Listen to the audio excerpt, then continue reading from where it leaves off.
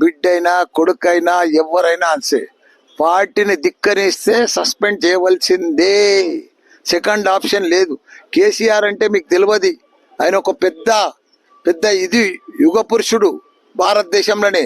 అలాంటి మనిషి బిడ్డే కొడుకు, ఆయనకు ప్రజలు ఇంపార్టెంట్, తెలంగాణ ఇంపార్టెంట్, బిడ్డే కొడుకు కాదు.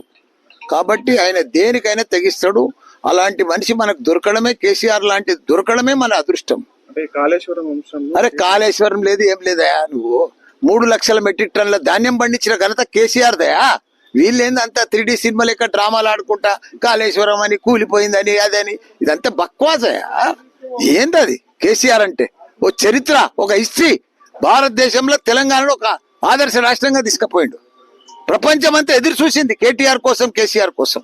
అలాంటి మనుషులను పట్టుకొని కాళేశ్వరం అని, కేసు అని, సిబిఐ అని, ఏంటది? అది కరెక్ట్ కాదు. ఇట్లా చేస్తే ఈ సిబిఐలు, ఈ కేసులు ఇవన్నీ కూడా ఆయన అద్రగణం చేస్తే ఏ సీఎం కూడా పనిచేయలేడు.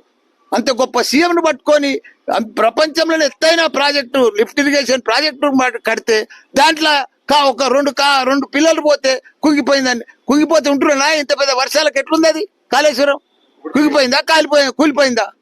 దాన్ని పట్టుకొని కాళేశ్వరం అనుకుంటా దాన్ని రకరకాల ఇబ్బంది పెట్టి ప్రజలకు నీళ్ళు ఇవ్వకుండా, అది చాలా బాధాకరం. అరే అవుతుందా? ఎవరి కుటుంబంలో ఉంటాయి ప్రాబ్లమ్స్, వస్తాయి. ఏ ప్రాబ్లం ఎట్లరా? దేశమంతా వచ్చినాయి, దేశమంతా సస్పెండ్ చేయలేదా? వాళ్ళ బిడ్డలను, వాళ్ళ తమ్ములను, వాళ్ళ కాకాయలను, వాళ్ళ బామ్మర్దులను, దేశం అంతా అయింది. ఇది కొత్తగానా సస్పెండ్ చేసేది? ఎవరైనా పార్టీకి ధిక్కరిస్తే సస్పెండ్ చేస్తారు. చూసుకుంటే కూర్చుంటారా ఏంది? పార్టీ అరే సొంత కూతురు ఉండనని ఎవరైనా ఉండనా? అరే చేస్తారా? అందుకే కదా సస్పెండ్ చేసింది.